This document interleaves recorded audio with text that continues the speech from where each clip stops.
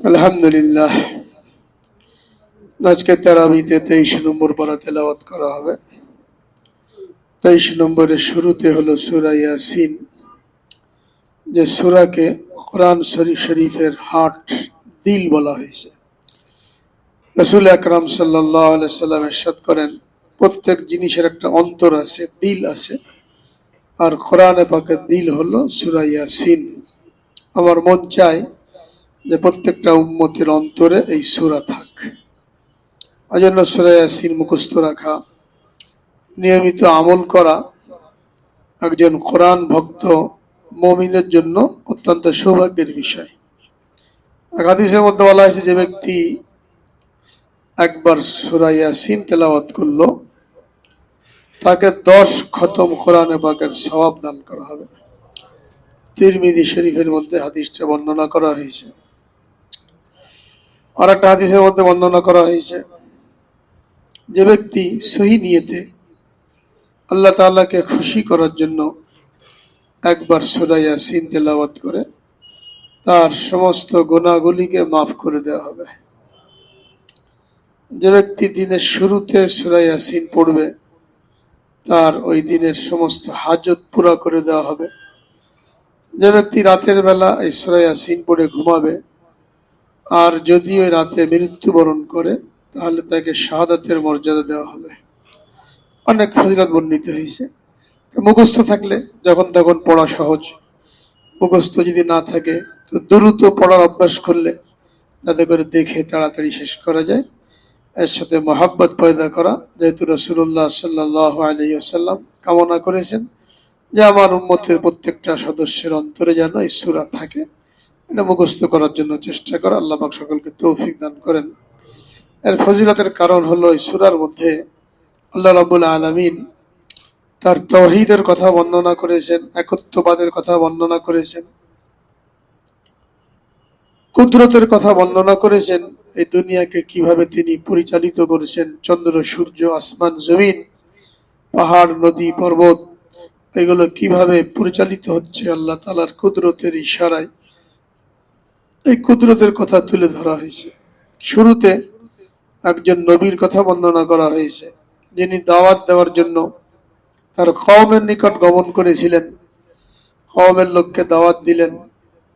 কওমের লোকেরা যখন তাকে কষ্ট দিতে উদ্যত হলো, অস্বীকার করতে লাগলো, তখন আর একজন নবী পাঠালেন। ফাকাযযাবুহুমা ফাআযযাযনা বিসালিসিন ফাকালু ইন্না ইলাইকুম মুরসালুন। পরে আরো একজন নবী গেলেন, তিনজনে একসাথে কওমের লোকদেরকে দাওয়াত দিলেন এবং তারা বললেন যে আমরা তো শুধুমাত্র আল্লাহকে খুশি করার জন্য, কোনো বিনিময় ছাড়া, কোনো পারিশ্রমিক ছাড়া তোমাদেরকে দাওয়াত দিচ্ছি আল্লাহর দিকে মনোনিবেশ করার জন্য, প্রত্যাবর্তন করার জন্য। এর কোনো বিনিময় আমরা চাই না, তো কেন তোমরা আমাদের কথা শুনবে না? ইত্তাবিউ মান লা ইয়াসআলুকুম আজরান ওয়া হুম মুহতাদুন।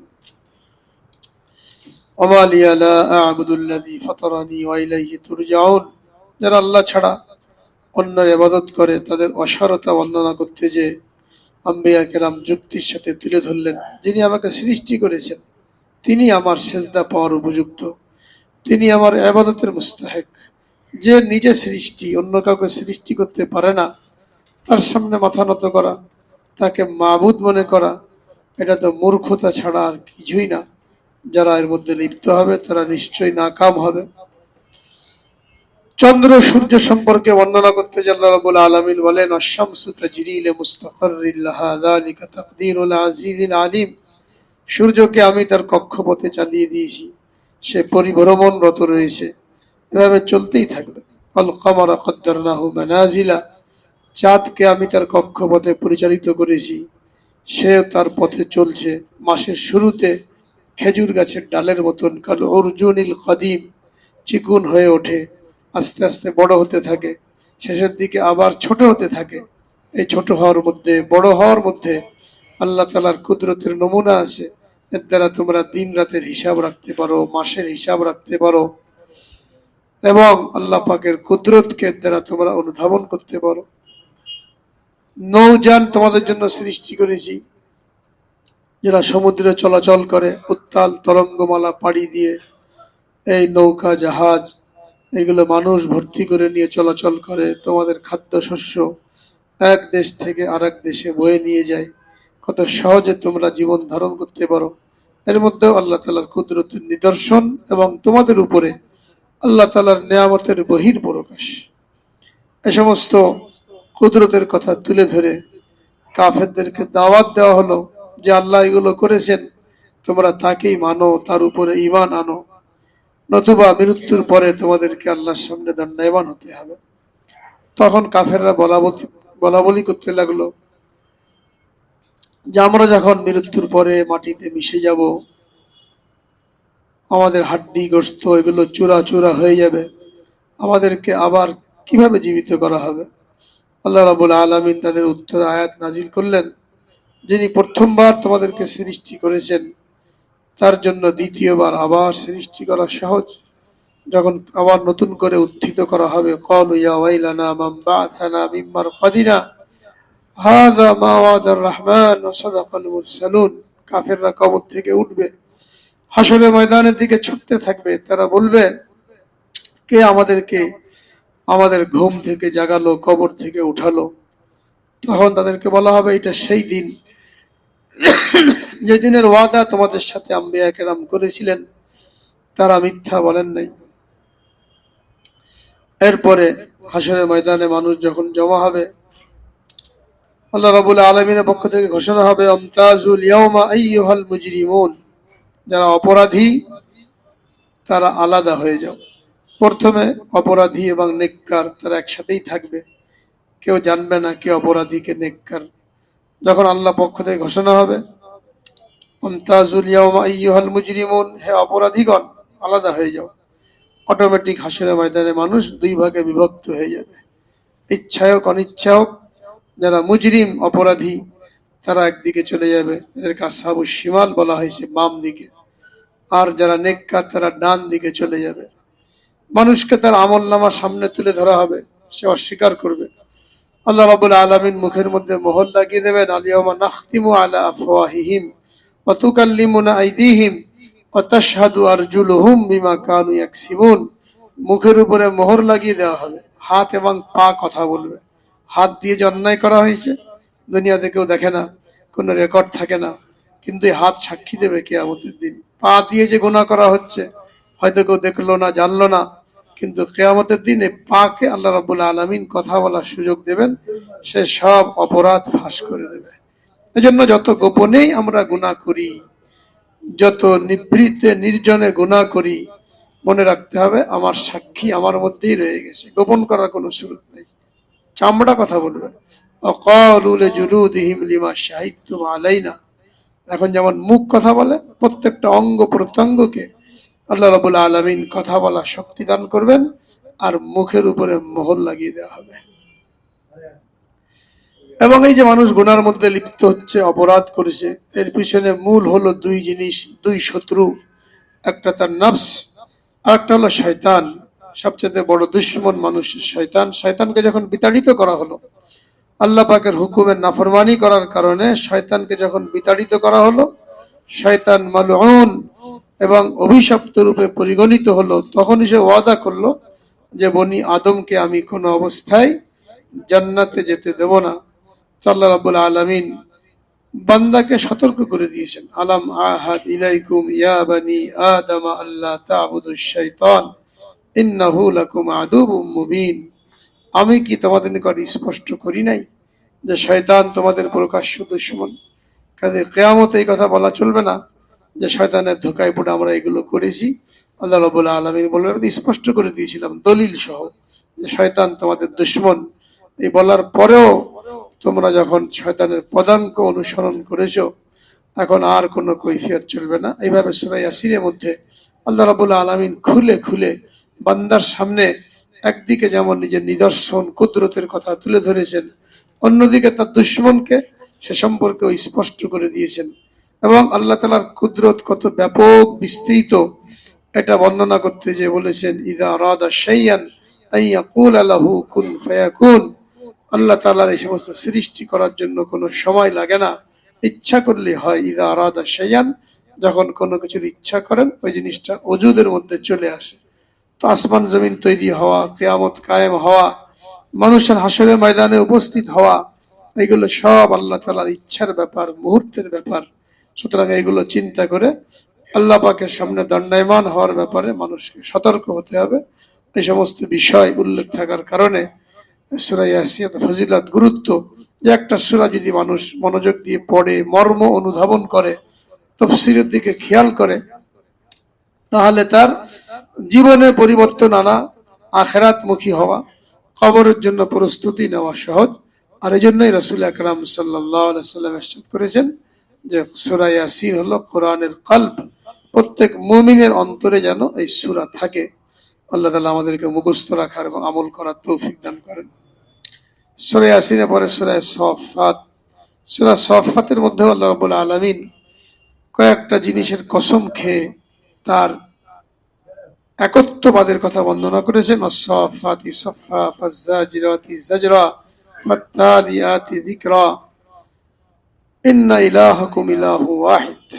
এইসব জিনিসের কসম খেয়ে আল্লাহ রাব্বুল আলামিন বলেন, তোমাদের রব একমাত্র আল্লাহ, তার কোনো শরীক নাই, কাজেই তোমরা তাকে এক বলেই তার ইবাদত করো।